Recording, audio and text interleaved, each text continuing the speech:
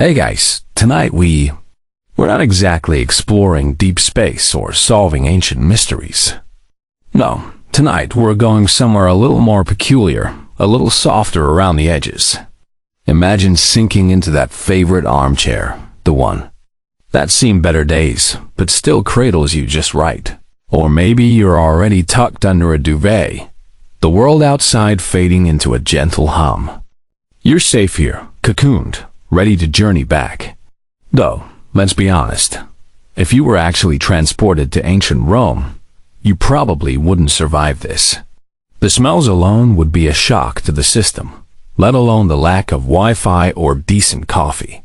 Still, tonight, we get to experience it without the existential dread thought. So, before you get comfortable, take a moment to like the video and subscribe, but only if you genuinely enjoy what I do here. Seriously, no pressure. Your support means the world, but your relaxation is the main goal. Just take a deep breath, let your shoulders drop, and maybe even let out a little sigh. So, before you get comfortable, take a moment to like the video and subscribe, but only if you genuinely enjoy what I do here. Seriously, no pressure. Your support means the world, but your relaxation is the main goal. Just take a deep breath, let your shoulders drop, and maybe even let out a little sigh. And speaking of relaxation, where are you tuning in from tonight? Drop a comment with your location and your local time. It's always fascinating to imagine all of us, spread across different time zones, all settling in for this quiet escape. Maybe someone in Tokyo is just winding down their day as someone in London is getting ready to drift off. It's a nice thought, isn't it? Now, dim the lights. Maybe turn on a fan for that soft background, huh? And let's ease into tonight's journey together. You find yourself standing on cobbled streets, but not just any streets. These are Roman streets, slick with a recent drizzle that makes the torchlight shimmer on the wet stones. The air, surprisingly, isn't just a jumble of ancient smells. There's the distinct scent of damp earth mingled with something sharper, perhaps a distant waft of wood smoke from a baker's oven, and underneath it all the ever-present slightly acrid tang of city life that tells you this is a place teeming with people. You can hear the distant, muffled murmur of voices, a low thrum that's almost like a lullaby if you let it be. It's a sound that suggests life, movement, but at this late hour, it's muted, softening at the edges like a half-forgotten dream. You're not rushing. There's no agenda, no pressing appointment. Your sandals barely make a sound as you step, allowing you to focus on the textures underfoot. The smooth worn stones, the occasional rougher patch where a repair was made centuries ago. It's not a cold night, more like that perfect mild evening where a light breeze barely stirs the fabric of your imaginary tunic. You're simply observing. You notice the architectural details of the buildings around you, not towering skyscrapers, but solid, earthy structures built for millennia. There are arched doorways, sturdy wooden shutters, and the faint, almost ghostly remains of faded frescoes on plaster walls. Hints of colors that once blazed vibrant in the midday sun, but now whisper their presence in the dim light. A stray dog, more shadow than substance, trots by with a surprising sense of purpose, its ears perked, probably on the hunt for a forgotten crumb. You don't feel startled. It's just another thread in the tapestry of this ancient city. The silence here isn't absolute, but it's a living silence punctuated by the rustle of leaves in a small, unseen courtyard, the distant clatter of a cart being unloaded, or perhaps the hoot of an owl from a hidden garden. It's comforting, not eerie. It feels as if the city itself is breathing around you, a massive, slumbering entity. You glance up, and even through the subtle haze of urban life, you can make out the faint twinkle of stars. A celestial canvas so much clearer than what most of us see in our light-polluted modern world. Imagine seeing the Milky Way stretch across the sky, a hazy river of light that the Romans and countless generations before them would have gazed upon with wonder and perhaps a touch of superstition. The moon, a crescent tonight, hangs like a fingernail clipping, casting long, soft shadows that stretch and sway as the night progresses. It's a quiet theater, and you are the sole, silent audience. This isn't a history lesson filled with dates and names. It's an immersion, a gentle soak in the atmosphere of a world long past, but one that still whispers its stories if you just lean in and listen. You can almost feel the ancient dust motes dancing in the faint moonlight, catching the silver glow before settling softly back onto the stone. It's a slow drift, a soft landing into a different time, where the only urgency is the gentle pull of sleep. You continue your gentle stroll through the Roman night, the air growing slightly cooler as the moon climbs higher. The muffled murmur of the city hasn't entirely vanished, but it's softened into a rhythmic pulse, like a distant heartbeat. You pass by a fountain, its water trickling into a stone basin with a sound that is surprisingly clear and melodious in the quiet. It's not one of those grand, elaborate fountains you might see in modern Rome, but a simpler affair, perhaps. A communal water source for a cluster of homes, its stone worn smooth by countless hands and the passage of centuries.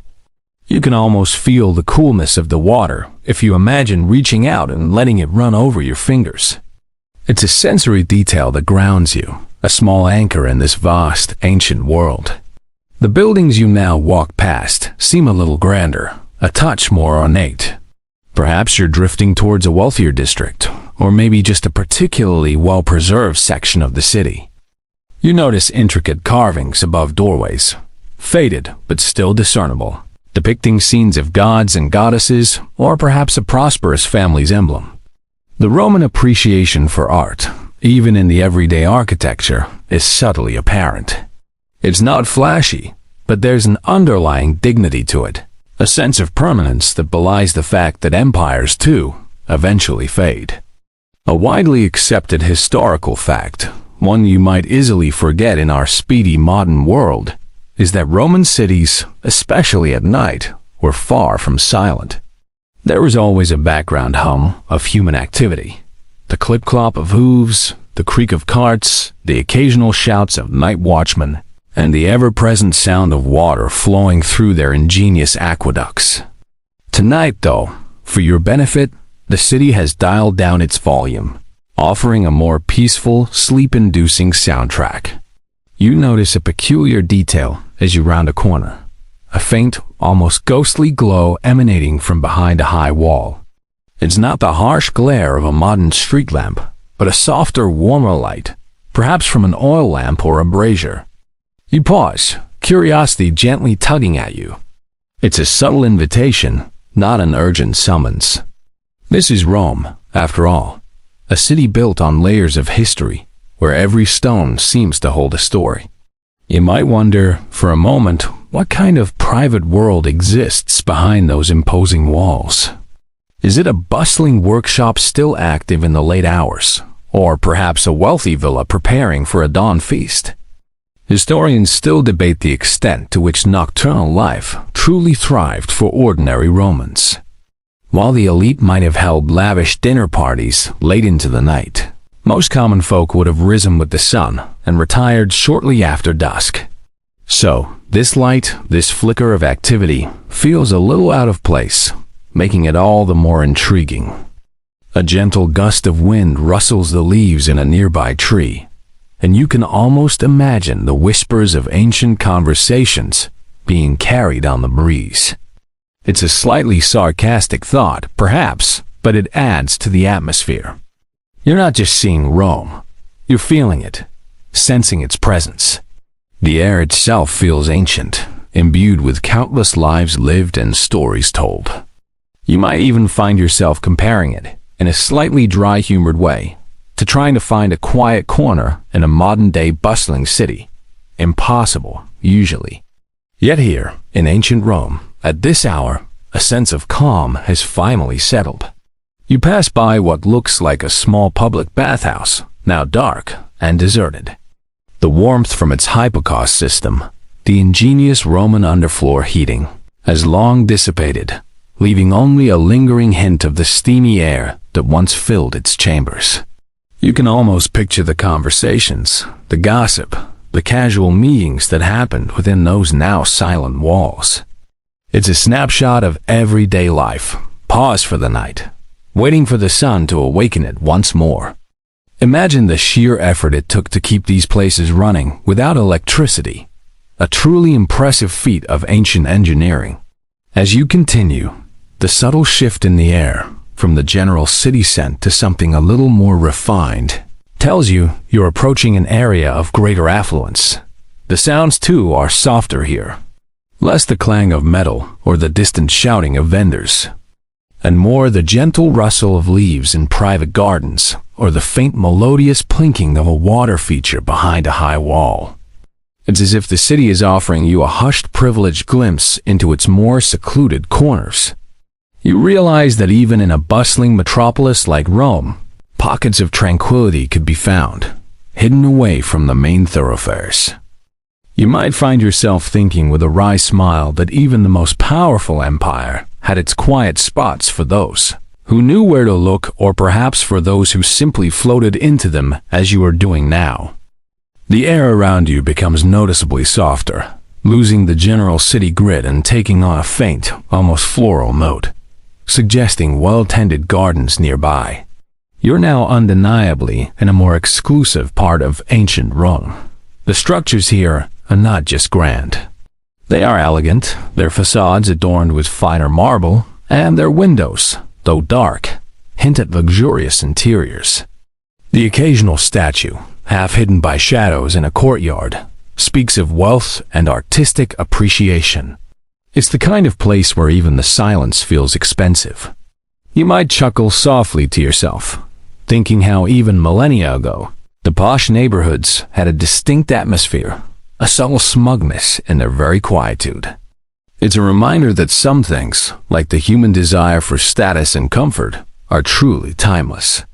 As you drift along, a particularly imposing gate comes into view. It's not just large. It feels ancient and heavy, made of dark, polished wood, reinforced with bronze. This isn't just any gate. It feels important, significant. A widely accepted historical fact is that the residences of Roman emperors were often sprawling complexes, more like small towns than single palaces, encompassing administrative offices, private quarters, extensive gardens, and even dedicated spaces for leisure and entertainment. This gate, then, is likely one of the many entrances to such a grand imperial domain. You can almost feel the weight of history emanating from it. The countless footsteps of emperors, senators, and supplicants who must have passed through its threshold over the centuries. There's a faint, almost imperceptible scent in the air now, distinct from the flora. It's a musky, slightly exotic aroma, not unpleasant, but certainly unusual for a Roman street. It's the kind of smell that hints at the presence of animals, perhaps even wild ones, but kept, curated. This is a subtle clue, a gentle nudge towards the peculiar focus of tonight's journey. Historians still wonder if the Roman practice of keeping exotic animals was primarily for display and entertainment, or if there was a deeper scientific curiosity driving their acquisition. It's a debate that highlights the complex motivations behind imperial habits. Perhaps it was a bit of both, a blend of power projection and genuine fascination. You find yourself drawn closer to the wall that stretches away from the gate. It is incredibly high, made of neatly cut stone, topped with what looks like protective spikes, though softened by the ambient darkness. This wall isn't just about keeping people out. It's about keeping something in.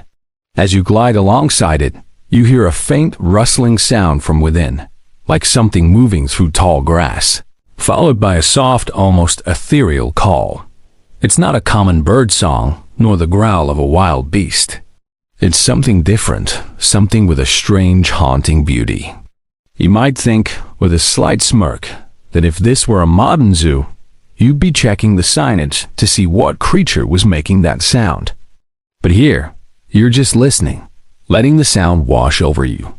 The air thickens with that musky, exotic scent, becoming more pronounced, and you realize that behind this massive wall, something truly unusual is housed. It's a lesser-known, quirky detail that Roman emperors, beyond their love for gladiatorial games and grand feasts, often maintained extensive private menageries. These weren't just a few caged birds. They were elaborate collections of animals from across their vast empire, symbols of their power and reach. Imagine the logistical nightmare of transporting giraffes from Africa or bears from distant forests to the heart of Rome in those times. It puts our modern-day pet transport services to shame, doesn't it? The thought of an imperial menagerie, hidden behind such imposing walls, conjures images that are both magnificent and slightly bizarre. You can almost picture servants moving about silently within, tending to creatures that few ordinary Romans would ever lay eyes upon. The very idea that such exotic life existed, right here in the heart of the ancient world, adds another layer to your understanding of Roman luxury and imperial whims. This isn't just about marble palaces and political intrigue. It's about a ruler's personal fascinations, his ability to command resources to indulge even the most unusual desires. The soft rhythmic call from within the walls repeats, and you feel a gentle pull, an unspoken invitation to peer behind the curtain of imperial privacy and discover what feathered wonders await you there. Your eyelids might feel a little heavier now, the curiosity a soft weight pulling you deeper into the quiet stillness of the Roman night.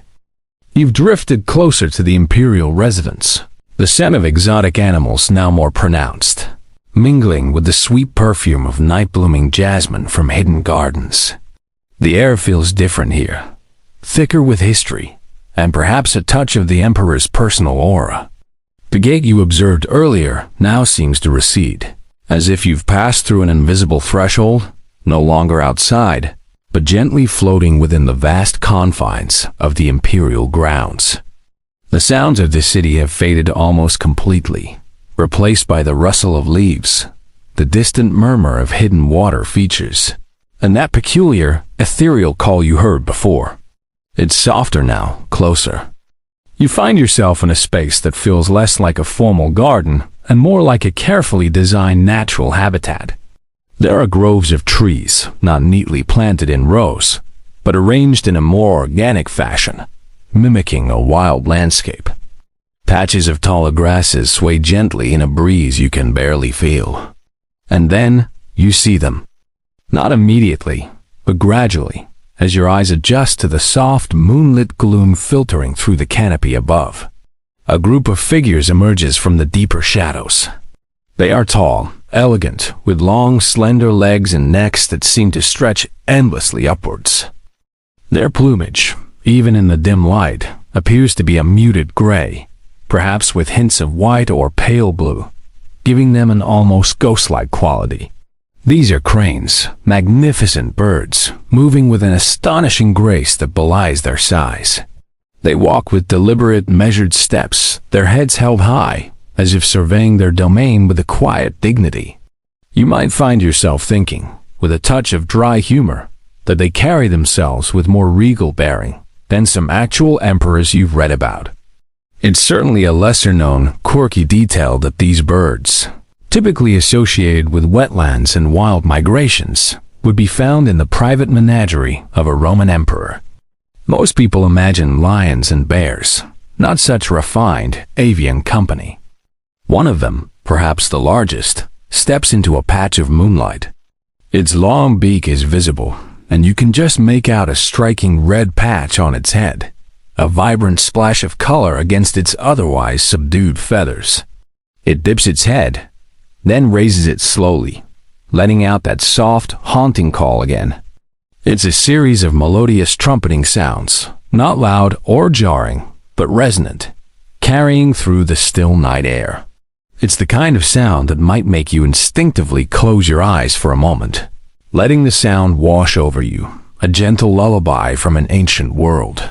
Historians still debate the specific species of cranes kept by Roman emperors. The common candidates include the common crane or the demoiselle crane, both known for their elegant appearance and distinctive calls. You notice their eyes, dark and intelligent, reflecting the faint moonlight.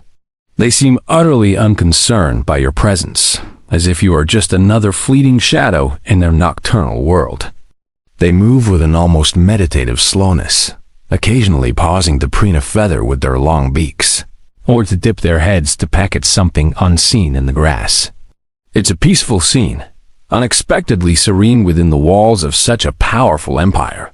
A widely accepted historical fact is that owning exotic animals was a profound display of wealth and power for Roman elites. It showcased not just their riches, but their ability to command resources from across the known world. So these cranes aren't just pets.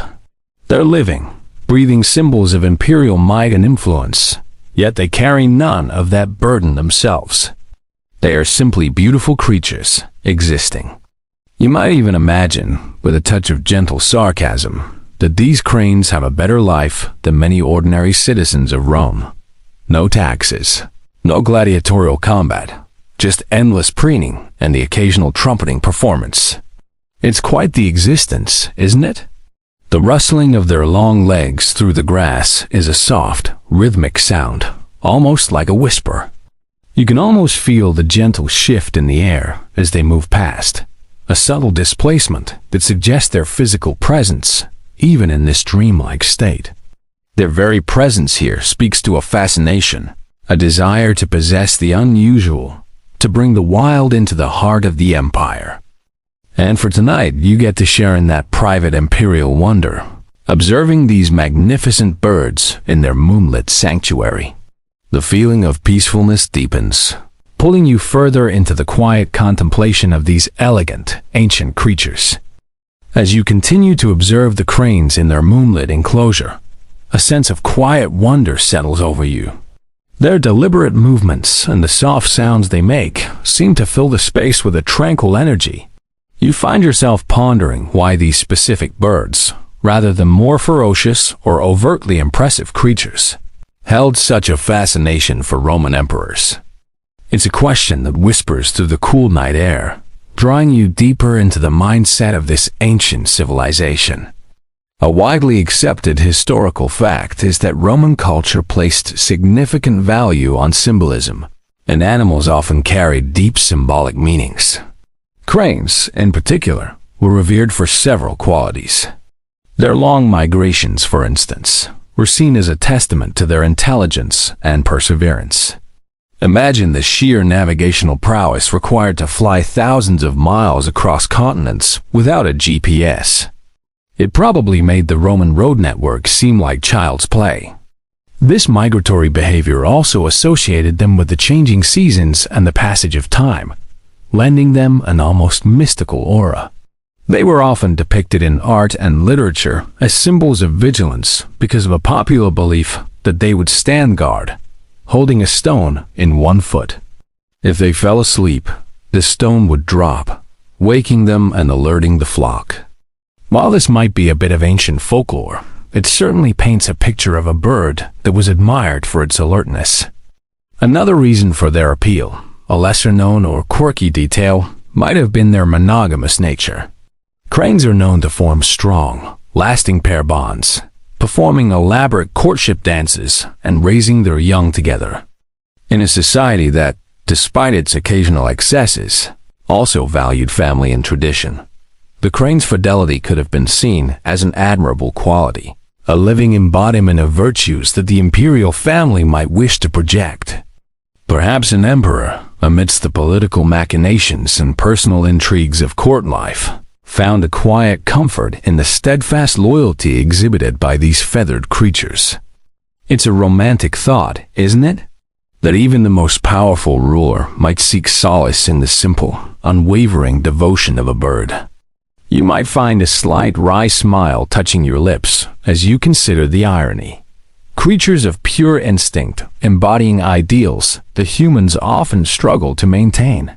Historians still wonder if the emperors viewed these cranes purely as exotic displays of wealth, or if there was a deeper, almost philosophical connection.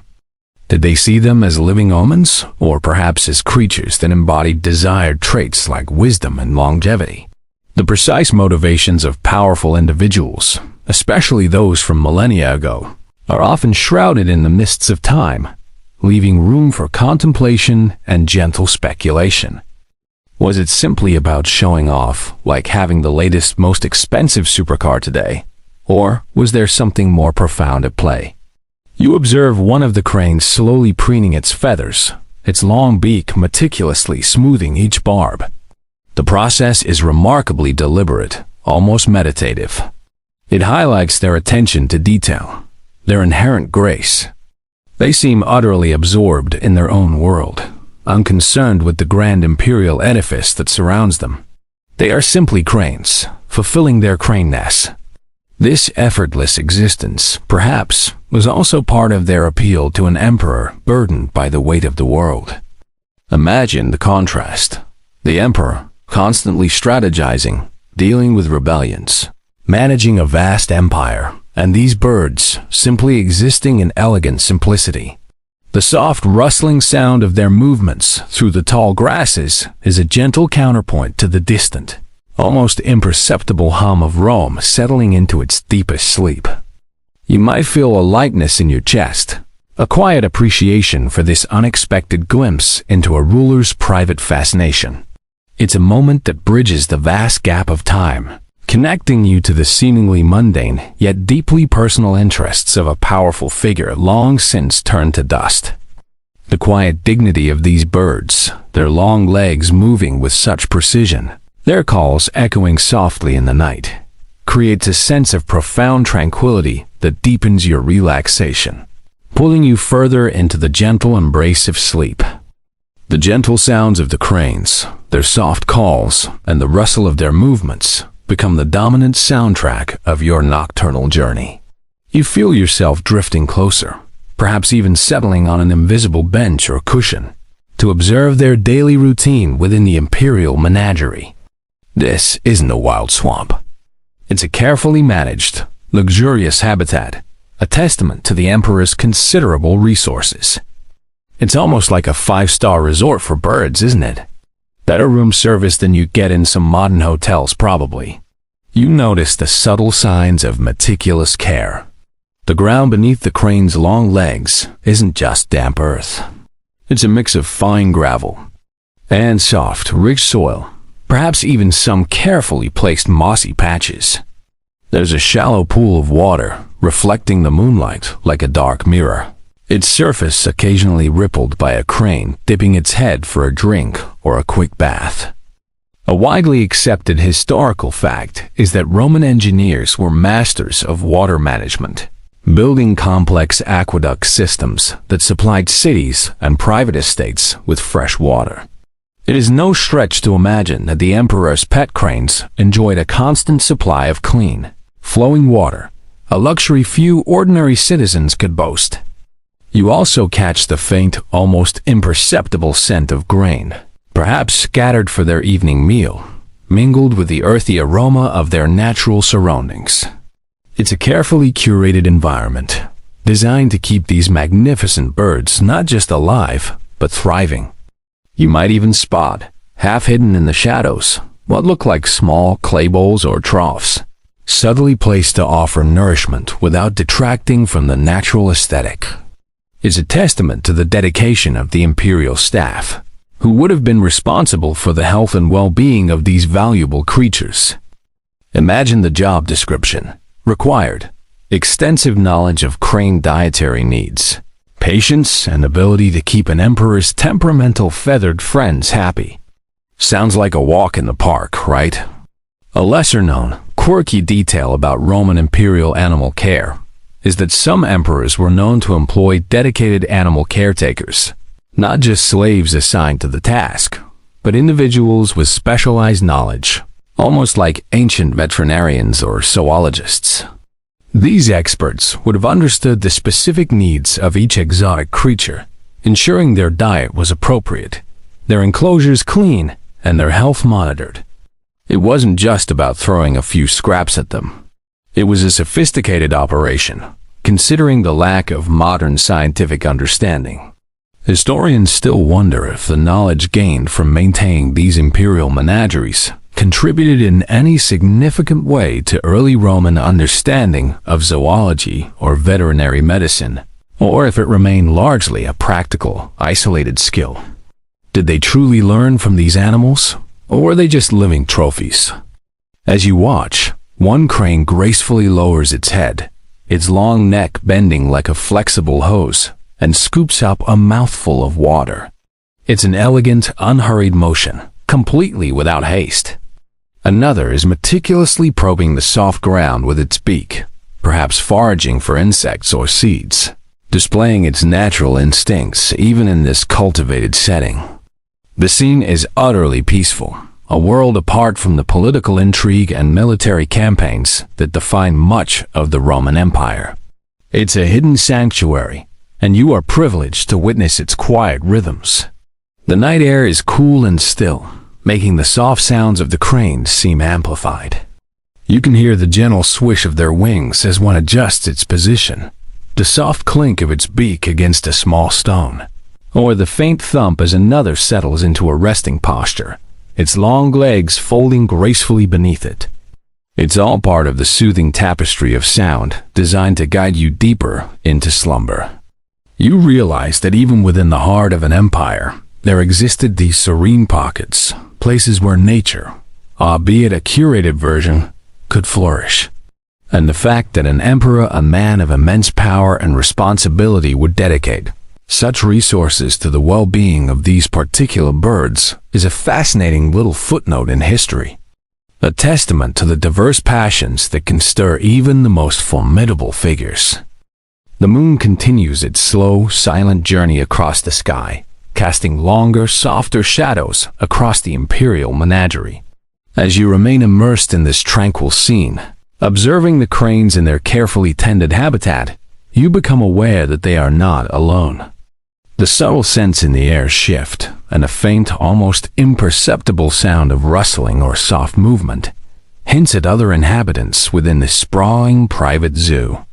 This wasn't just a crane sanctuary after all. A widely accepted historical fact is that Roman emperors, driven by a desire to display power, wealth, and their command over the natural world, often collected a vast array of exotic animals from across their vast empire and beyond. These collections were more diverse than a modern zoo, often including creatures that seem fantastical to us now, like the famous tigers and lions used in arena games, or the more peculiar hippos and crocodiles transported from the Nile.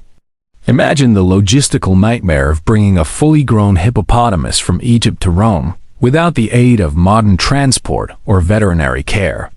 It probably involved a lot of very strong ropes and even stronger wills. You might catch a whiff of something decidedly more pungent than the elegant cranes, perhaps a faint musky scent that speaks of larger, more powerful creatures. From deeper within the shadows of the expansive enclosure, you might hear a soft snort or the heavy shifting of weight, indicating the presence of something far more substantial than a bird. It's a subtle reminder that even in this serene corner, the wildness of the world was brought to heel for imperial amusement. A lesser-known, quirky detail is that emperors didn't just keep dangerous predators. They also had a fondness for more unusual, less threatening animals. For example, some records suggest they kept ostriches, known for their speed and eggs, and even various species of monkeys and apes, which would have provided endless entertainment with their antics. You can almost picture a Roman noble, perhaps a bit tipsy after a banquet, trying to teach a monkey to fetch his wine cup. A truly timeless pursuit of amusement, wouldn't you say? Historians still wonder about the precise conditions in which all these diverse animals were kept together. While the cranes seem to enjoy a relatively spacious and naturalistic setting, one can only imagine the enclosures for larger, more dangerous beasts. Was it a harmonious coexistence within the vast imperial grounds, or were there separate, more secure areas for different species? The logistics of feeding and managing such a diverse collection without modern understanding of animal behavior or nutrition must have been a monumental task. Did they ever have a great escape scenario, leading to a bewildered lion wandering into a Roman marketplace? It's a fun thought, even if unlikely. You hear a quiet, contented sigh, not from an animal, but from the very air itself, as if the ancient world is settling deeper into its slumber. The presence of these other creatures, even if unseen in the moonlit dark, adds another layer to the imperial tapestry. It speaks to a profound human desire to collect, to categorize, to control nature. The cranes, with their delicate beauty, stand in stark contrast to the unseen power of a lurking felinor or the ponderous presence of a large herbivore. This diverse menagerie was not just a symbol of power. It was a living, breathing map of the empire itself, a miniature world of exotic wonders brought to the very heart of Rome. The subtle sounds continue, a soft rustle, a deeper breath, perhaps the distant, almost imperceptible call of another nocturnal creature within the vast imperial grounds. These sounds, interwoven with the soft calls of the cranes, create a symphony of ancient life, a gentle reminder that even in the quietest hours, the emperor's collection was alive, a pulsing heart of curiosity and display. You feel a gentle wave of calm wash over you, the presence of these diverse creatures, tamed and brought into the imperial fold, adding to the comforting strangeness of this historical drift.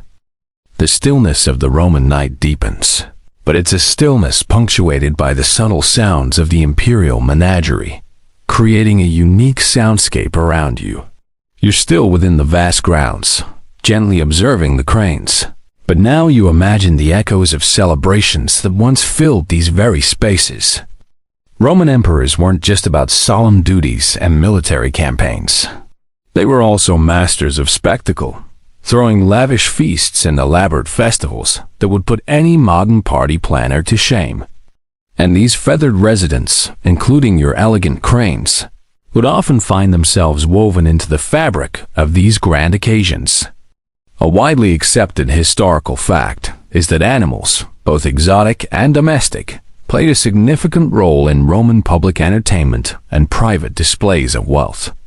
While lions and bears might have been for the arena, the more refined creatures, like cranes, were likely featured in garden spectacles or as living decorations during banquets. Imagine a grand dinner party, the air thick with the scent of roasted meats and perfumes, and amidst the murmur of conversation, a perfectly trained crane might be parading gracefully through the garden, its long legs moving with an almost choreographed precision. It would be quite the conversation starter, wouldn't it? A sort of ancient, living art installation. You might picture the soft glow of hundreds of oil lamps illuminating the scene, casting long, dancing shadows. The laughter of guests, the strumming of lyres, the clinking of wine cups, all these sounds, now long silent, seem to ripple through the air around you, faint echoes of forgotten revelry. The cranes, with their inherent elegance, would have been perfect for such refined displays.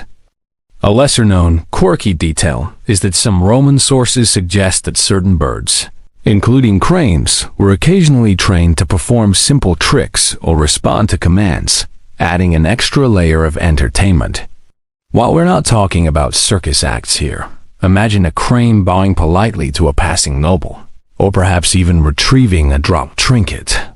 It's almost too charming to be true, but it speaks to the Romans' ingenuity and their desire to make even their animal companions part of the spectacle. Historians still wonder just how extensive this training was, and if it was purely for entertainment or if it had any practical applications like alerting the emperor to intruders, perhaps an early form of a very tall guard dog. From a crane's perspective, these grand human gatherings must have been utterly baffling. Imagine being a creature of quiet instinct, suddenly thrust into a chaotic world of flashing lights, loud music, and boisterous humans. You might, with a touch of dry humor, imagine a particularly jaded crane rolling its eyes at the antics of its human overlords. Oh, another one of these noisy affairs, it might think, as it gracefully sidesteps a tipsy senator. Their dignity, however, would likely remain unruffled. They are, after all, ancient creatures of immense poise. The night air carries a faint, almost ghost-like whisper of music, not a specific melody, but a feeling of rhythm and celebration. You can almost feel the gentle vibration of distant dancing feet, a subtle pulse beneath the quietude. This imagined vibrancy, contrasted with the calm presence of the cranes, highlights the diverse roles these animals played in Roman life. They weren't just kept in cages. They were integrated, in various ways, into the imperial experience. They were living trophies, yes, but also living ornaments, symbols, and perhaps, occasionally, even sources of quiet companionship for those who ruled the vast empire. You'd feel a peaceful warmth spread through you, a gentle mingling of the ancient atmosphere and your own growing drowsiness. The image of the elegant cranes serenely navigating the imagined chaos of a Roman feast is both amusing and deeply calming. It's another thread in the rich tapestry of this historical journey, a soft, inviting thought that pulls you deeper into the quiet embrace of sleep. The subtle scent of night-blooming jasmine and the lingering ghost of ancient perfumes still waft through the air around you, a testament to the elegant world of the Roman elite. As you continue to observe the majestic cranes, you begin to notice something else, something even more subtle than the faint echoes of imperial banquets. It's how these graceful birds seem to have permeated the very aesthetics of Roman life, quietly influencing art and fashion in ways you might not immediately expect. A widely accepted historical fact is that Roman art, from frescoes to mosaics to sculptures, often depicted scenes from nature, mythology, and daily life. Animals were a common motif, reflecting both their importance in Roman society and their symbolic meanings. So, it's not surprising to find images of birds. But the cranes, with their distinctive silhouette and elegant posture, held a special place. You might imagine seeing their slender forms etched into a silver platter, or their graceful necks depicted in a mosaic floor, perhaps in a quiet villa garden. It's like finding a subtle brand logo everywhere, but for ancient Rome, you might even visualize with a touch of gentle, dry humor a Roman artisan meticulously chipping away at a mosaic, trying to perfectly capture the crane's elegant stance, perhaps muttering about how tricky those long legs are to get just right. A lesser-known, quirky detail is that the crane's distinctive curve of its neck and its long, elegant legs were often idealized in Roman decorative arts, influencing the flow and line of certain patterns. Beyond just direct depictions, the idea of the crane's grace and elongation might have subtly inspired the design of slender vases, the drape of luxurious togas, or even the style of women's hairstyles, aiming for that tall, elegant profile. Historians still wonder if this was a conscious artistic movement, a deliberate stylistic choice, or simply an unconscious absorption of natural beauty into the human-made world. Was there a Roman crane chic trend that swept through the imperial court? Or was it more subtle, a quiet appreciation that seeped into design over time? You can almost feel the texture of silk or fine linen, imagining it draped to mimic the flowing lines of a crane's plumage. Or picture a brooch, perhaps shaped like a tiny crane in flight, pinned to a rich purple toga. It's a reminder that beauty, in all its forms, often finds its way into human expression, even in the most unexpected places. The cranes, simply by existing with such innate elegance, provided a living blueprint for aesthetic appreciation. They were, in a way, ancient supermodels, inspiring designs without even trying. The air remains cool and still, creating a perfect backdrop for these quiet observations. The soft rustle of the actual cranes nearby acts as a gentle underscore to your thoughts, connecting the living birds to their artistic interpretations. You realize how deeply integrated nature was into Roman life, not just as a resource or a spectacle, but as a source of inspiration and beauty. The presence of these elegant creatures within the emperor as private gardens wasn't just about showing off. It was about creating a refined environment, one where natural beauty was cultivated and appreciated, then subtly echoed in the surrounding artistry. This quiet reflection on Roman aesthetics, influenced by the very creatures now stirring peacefully in their moonlit enclosure, adds another layer of depth to your understanding of this ancient world. It's a peaceful thought, a connection between the biological and the artistic, flowing together like a gentle stream. You feel a deepening sense of calm, the quiet beauty of the scene and its historical echoes gently pulling you further into a relaxed state. The faint, almost imperceptible hum of the ancient city has now faded completely, replaced by the intimate sounds of the imperial grounds, the whisper of the breeze through the trees, the soft gurgle of a distant water feature, and, of course, the gentle, rhythmic rustling of the cranes as they settle deeper into the quiet night. You are now privy to a truly rare moment, one that few outside the Emperor's closest confidants would ever witness. The Emperor's private, quiet interactions with his cherished feathered companions. A widely accepted historical fact is that even the most powerful Roman emperors, despite their public personas and immense responsibilities, were still human beings with private lives, personal interests, and moments of quiet contemplation.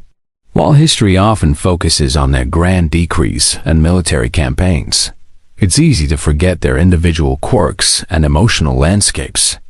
And for some, these magnificent cranes might have offered a unique form of solace. You might imagine, with a touch of gentle sarcasm, that these birds were far less demanding than the senators or generals the emperor dealt with daily. No petitions, no backstabbing, just elegant silence and an occasional graceful strut. You visualize the scene in the soft glow of a few strategically placed oil lamps, perhaps in a secluded corner of the menagerie, or from a private balcony overlooking their habitat. The emperor, not in his ceremonial robes, but perhaps in a simple, comfortable tunic, stands alone. His face, usually etched with the burdens of empire, appears softer, more relaxed. He might be holding a small dish of grain, offering it to the birds with a hand that moments ago might have signed a death warrant or commanded legions. This intimate act of feeding speaks volumes, a connection forged not through power, but through simple, shared moments. One of the cranes, bolder than the others, might approach him, its long, elegant neck extending with a gentle curiosity. The emperor might reach out slowly, not to touch, but simply to offer the grain, letting the bird delicately peck from his hand. It's a moment of surprising tenderness, a glimpse behind the impenetrable mask of imperial authority. A lesser-known, quirky detail is that some emperors were known to speak to their animals, not just to give commands, but as if conversing with trusted confidants. Perhaps this emperor, burdened by the weight of leadership, found a quiet, non-judgmental presence in the intelligent eyes of a crane. Historians still wonder what thoughts passed through an emperor's mind in these solitary moments. Did he confide his worries to them? Did their serene presence offer a sense of perspective on the fleeting nature of power? Much like you are now experiencing the fleeting nature of this historical journey. The air around you feels almost sacred in its stillness, holding the echoes of such private, vulnerable moments. You can almost feel the gentle shift in the emperor's posture, the relaxation in his shoulders as he stands there, simply observing, perhaps finding a brief respite from the relentless pressures of his office. The cranes, in their quiet dignity, seem to understand, offering a calming presence without demands or expectations. It's a profound contrast to the public life of a Roman ruler, where every word and gesture was scrutinized. Here, in the company of his cranes, he could simply be. This imagined scene, filled with subtle grace and quiet connection, offers a soothing reflection on power and peace. The image of the emperor, a figure of immense historical significance, finding solace in the company of a bird, humanizes him in a deeply comforting way. It is a gentle reminder that even the most formidable individuals seek moments of quiet beauty and connection, much like you are doing now. The profound tranquility of this moment washes over you, gently pulling you deeper into the quiet embrace of sleep. The image of the emperor and his cranes, a peaceful tableau in your mind. The quiet intimacy of the emperor's moments with his cranes slowly recedes, replaced by a gentle curiosity about the birds themselves. You find yourself observing their inherent intelligence, the subtle ways they interact with their environment, and the possibility that these ancient Romans might have even attempted to train them. It's not the kind of rigorous training you'd see in a modern dog show, but something far more nuanced, reflecting an understanding of their natural behaviors. A widely accepted historical fact is that Romans were adept at animal husbandry and, to some extent, animal training. They trained horses for chariots, dogs for hunting and guarding, and even elephants for war and spectacle. So, applying some level of training to elegant birds like cranes isn't entirely far-fetched. You might imagine a soft-spoken caretaker, perhaps a veteran of the Imperial menagerie, spending hours patiently with these birds. He wouldn't be barking commands or using harsh methods, but rather coaxing them with gentle gestures, perhaps offering treats, building a subtle rapport. It's a far cry from the modern clicker training, but the principles of positive reinforcement, even if intuitively applied, could have been at play. You observe a crane tilting its head, its dark, intelligent eye seemingly fixed on something unseen in the distant shadows. Cranes are known for their keen eyesight and hearing, essential for their survival in the wild. This natural alertness would have been invaluable, even in a pampered imperial setting. Perhaps they were trained to respond to a particular call, or to move towards a specific feeding area at certain times. It's a subtle ballet of human-animal interaction, built on patience and repetition. You might chuckle softly, imagining the sheer patience required. It's probably more difficult than teaching your modern smart speaker to understand what you're actually saying. A lesser-known quirky detail is the anecdotal evidence suggesting that some Roman aristocrats admired the complex courtship dances of cranes, so much that they even attempted to mimic them in human performances, or more subtly encouraged the cranes to perform these dances for guests. Imagine trying to choreograph a bird. While direct tricks might have been limited, encouraging their natural behaviors, like their elaborate and beautiful dances, would have been a mesmerizing display. Historians still wonder about the extent of their cognitive abilities as understood by the Romans. Did they truly perceive cranes as intelligent in the way we understand it, or was their training more about conditioning their natural instincts? Was it a form of early ethology, or simply a way to make the birds more predictable for display? The soft, rhythmic thump-thump of a crane's long legs shifting its weight, or the gentle rustle of its feathers as it adjusts its posture, adds to the serene atmosphere. There's a quiet dignity in their movements, even when interacting with humans. They don't seem to have lost their wild spirit entirely, merely adapted it to their luxurious circumstances. This adaptation, this subtle dance between nature and nurture, is what makes their presence in the emperor's court so fascinating. The air around you feels cool and ancient, carrying the faint, lingering scent of damp earth and distant night-blooming flowers. You can almost feel the quiet pride of the caretakers, presenting their well-behaved, elegant birds to an appreciative emperor. It's a testament to the fact that even in an age of grand empires and formidable power, there was still room for quiet dedication, for the patient art of understanding and nurturing other living beings. This contemplation of the crane's intelligence and their subtle training, a gentle dance between the wild and the tamed, deepens the peacefulness of your journey, pulling you softly towards the threshold of sleep. You've spent what feels like an eternity in the intimate world of the Imperial menagerie, observing the cranes in their carefully curated habitat, but now your attention gently shifts outward. While these magnificent birds are undoubtedly pampered within the palace walls, they are, at their heart, creatures of the wild. You begin to contemplate their origins, the vast distances they traveled, and the wider, untamed world that existed beyond the meticulously planned gardens of Rome. A widely accepted historical fact is that cranes, are highly migratory birds, undertaking incredible journeys across continents. The species likely kept by the Romans, such as the common crane, would have migrated from breeding grounds in northern Europe and Asia to wintering grounds in warmer climates, including parts of North Africa and the Middle East. Imagine the sheer feat of capturing these wild birds, transporting them thousands of miles across rugged terrain, over mountains, and by sea, all without the aid of modern technology or even a very clear understanding of their migratory patterns.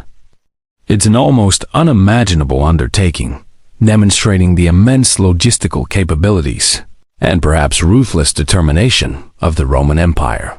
You might picture, with a touch of dry humor, the ancient equivalent of a particularly frazzled logistics manager trying to keep a flock of grumpy cranes from escaping their transport cage. You can almost feel the vastness of the Roman Empire stretch out before you, the diverse landscapes from which these exotic creatures were drawn.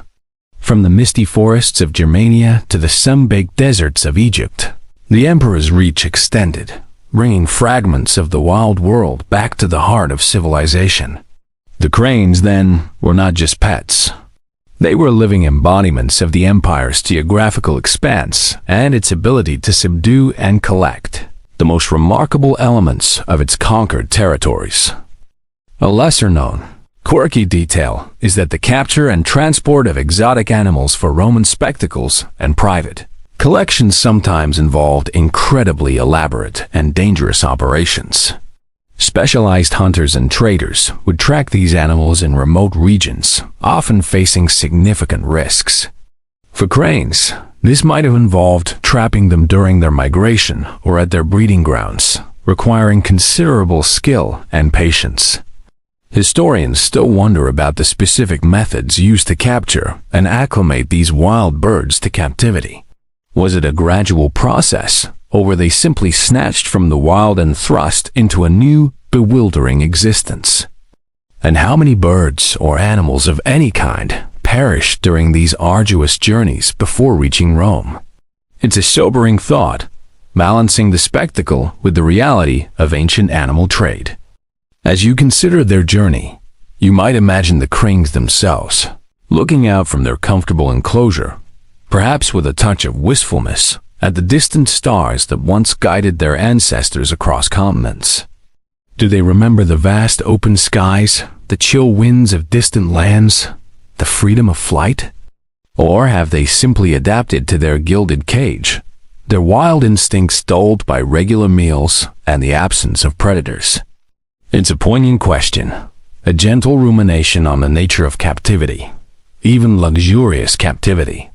The air around you, though still within the imperial grounds, feels vast and open as you contemplate the far-flung origins of these birds. The subtle rustle of their feathers now seems to carry the echoes of distant winds, and their soft calls resonate with the memory of vast, untamed landscapes. This reflection on their wild past, contrasted with their pampered present, adds a layer of gentle melancholy and profound appreciation for the forces that brought them here. It's a reminder of the complex relationship between humans and the natural world, a bond of fascination and control that has spanned millennia. The peacefulness of this thought, the slow drift between wildness and domesticity, draws you ever deeper into a state of calm, ready for the quiet embrace of sleep. The imagined vastness of the Roman Empire and the distant origins of the cranes begin to fade, bringing your focus back to the immediate surroundings within the imperial grounds. You've seen the cranes, admired their grace, and pondered their journey.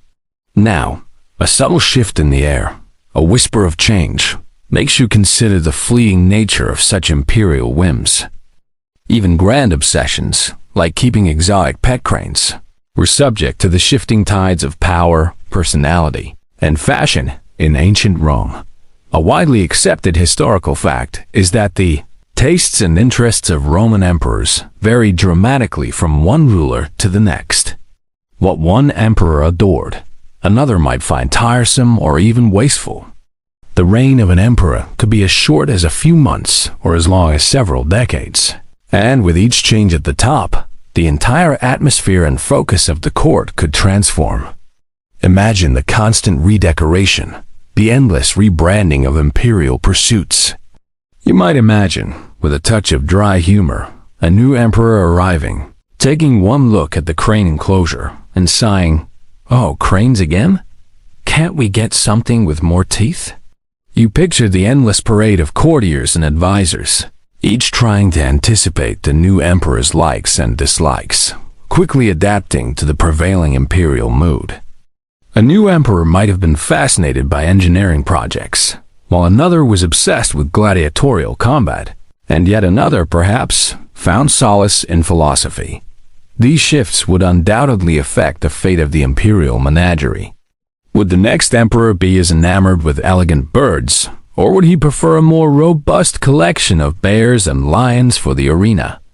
A lesser-known, quirky detail is that the maintenance of these elaborate menageries was incredibly expensive, requiring significant resources in terms of food, specialized caretakers, and ongoing logistics for acquiring new specimens. When financial pressures mounted, or if a new emperor simply didn't share the same passion, these collections could be downsized, animals traded, or even, in less fortunate circumstances, neglected. Historians still wonder about the long-term fate of many of these imperial collections. Did the cranes get quietly relocated to a less prestigious estate, or were they perhaps released, confused, into the Italian countryside, trying to remember their ancient migratory roots?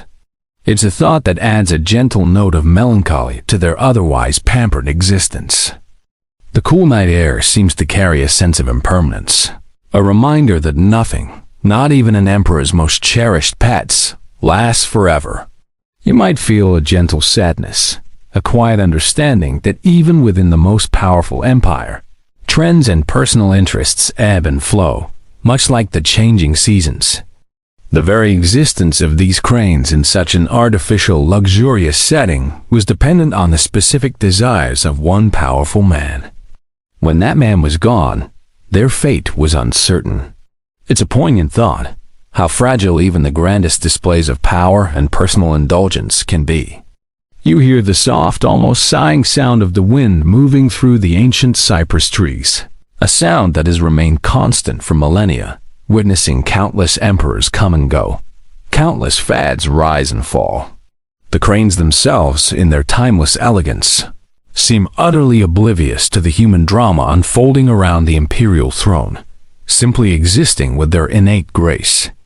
This contemplation of the fleeting nature of imperial whims, the subtle shift of power and preference, adds a layer of quiet reflection to your journey. It's a peaceful thought, a soft acknowledgement of the transient nature of all things, gently pulling you deeper into the quiet stillness of sleep. The gentle understanding of impermanence settles over you, a soft blanket woven with the quiet sounds of the Roman night. As you prepare to drift further from this ancient world, you find yourself contemplating the lingering legacy of these imperial cranes, how their presence, however brief in the grand scheme of Roman history, left subtle, feathered memories. It's not a legacy of grand monuments, but a softer, more nuanced impact. A widely accepted historical fact is that Roman culture, through its art, literature, and enduring infrastructure, profoundly influenced Western civilization. While the pet cranes might not feature prominently in history textbooks, their existence and the fascination they inspired contributed to the rich tapestry of daily life and imperial culture. You might imagine, with a touch of gentle, dry humor, a young Roman noble, perhaps a future emperor, remembering the stately birds from his childhood, a peculiar fondness that shaped his own later interests. "Remember those grand old birds, father? Such magnificent creatures." You picture the subtle ways their image persisted, a mosaic unearthed centuries later, depicting a lone crane in a serene garden, a forgotten poem mentioning their elegant dance. Or, perhaps, even more subtly, the very concept of bringing exotic nature into the heart of a powerful city, a precursor to our modern zoos and botanical gardens. These weren't just animals. They were living symbols, ambassadors from distant lands, leaving an imprint on the Roman imagination. A lesser-known, quirky detail is the possibility that the crane's distinctive trumpeting calls might have occasionally influenced Roman music or even poetry. Their resonant cries, so unlike the chirps of sparrows or the hoots of owls, could have provided inspiration for specific musical instruments or vocalizations. Imagine a Roman poet, late at night, listening to the crane's calls from the Imperial menagerie and weaving their haunting melody into a verse about vigilance or migration. Historians still wonder about the true extent of artistic and cultural cross-pollination between the Romans and the natural world they observed. Was the influence of these specific birds more profound than we generally acknowledge, or was it simply a charming footnote in the grand narrative of Rome? Did they inspire a forgotten song, a unique dance move, or even a new philosophical idea about the wildness within civilization? The air around you feels softer now, imbued with the quiet echoes of a time long past. The subtle rustle of the cranes, even if only imagined, provides a calming continuity, a connection to the living presence of that history. You realize that even the smallest, most peculiar details of an empire's life can contribute to its lasting impression, leaving a whisper of curiosity and wonder for those who follow. The fact that we are even discussing Roman emperors keeping pet cranes millennia later is a testament to the enduring power of these quirky historical footnotes. This gentle contemplation of the crane's quiet legacy, how their presence subtly shaped the aesthetics and imagination of ancient Rome, adds a profound sense of peace to your journey. It's a calming reminder that history isn't just about grand battles and political maneuvers. It's also about the small, beautiful, and sometimes absurd details that make up the rich tapestry of human experience.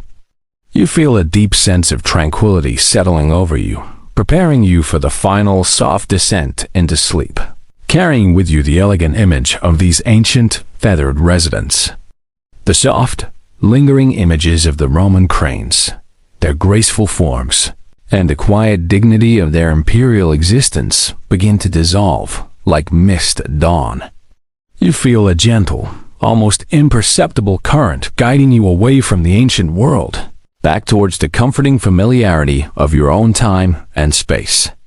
The scents of jasmine and ancient dust fade, replaced by the faint familiar aroma of your own room, perhaps the clean scent of your pillow or the subtle fragrance of your laundry detergent. The sounds, too, soften and recede. The imagined rustle of the crane's feathers, the distant echoes of Roman life, all melt away into a single, soothing hum. It's the gentle background noise of your own home, the quiet sigh of the air conditioning, the faint whir of a fan, or the almost inaudible creak of your floorboards as your house settles for the night. These are the sounds of safety and present-day comfort, gently beckoning you back. You've journeyed far, from the bustling heart of ancient Rome to the private gardens of an emperor, meeting magnificent feathered companions along the way. You've pondered their symbolic meaning, their meticulous care, their surprising companions, and the fleeting nature of their imperial patronage. You've even reflected on their subtle influence on Roman art and the quiet moments an emperor might have shared with them. It's been a unique voyage, a historical meandering designed not for facts and figures, but for relaxation and gentle curiosity.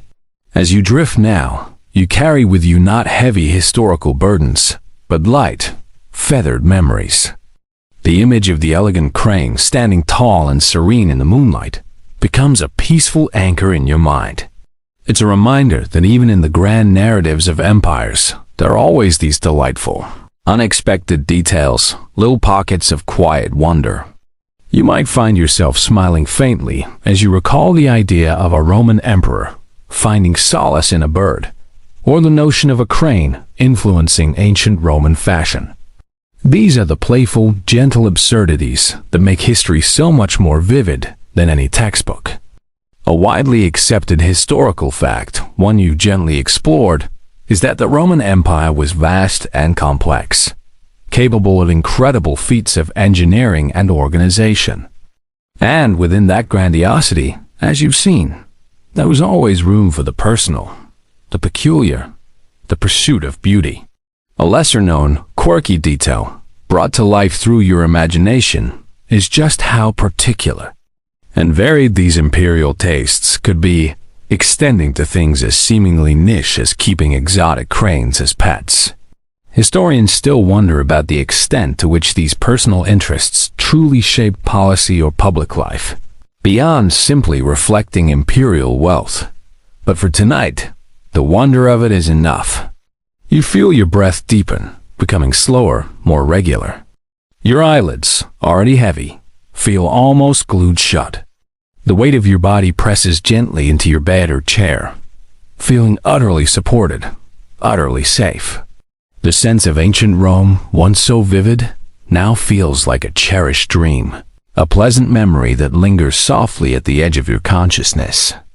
You're not quite asleep, but you're on the very precipice, hovering in that delightful space between wakefulness and slumber. The gentle currents of history have guided you to this peaceful shore. You are ready to let go, to surrender to the quiet stillness of the night. The cranes, their purpose fulfilled, are now just soft echoes in the distance, their elegance a final, calming thought before you drift. Now, just let your breath soften even more. Feel the gentle rise and fall of your chest, a slow, steady rhythm that mirrors the quiet pulse of the night. Imagine the moonlight, just like it filtered through the ancient Roman trees, now spilling softly into your own room, bathing everything in a calming silver glow. There's nothing left to do, nowhere left to be. The worries of your day, the thoughts that buzz like tiny insects, can simply float away on this gentle current of air. You are safe. You are warm. You are calm.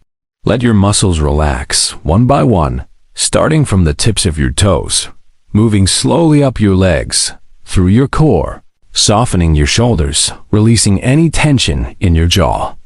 Feel your eyelids, heavy and still, pressing gently against your eyes. You've traveled far tonight, but your journey is complete. The ancient world is a whisper now, a beautiful memory. Just rest. Let yourself sink deeper and deeper into the comfort of your bed, into the quiet of your room, into the profound peace that surrounds you. Sleep is a gentle wave, slowly washing over you, pulling you down into its soft, dark embrace.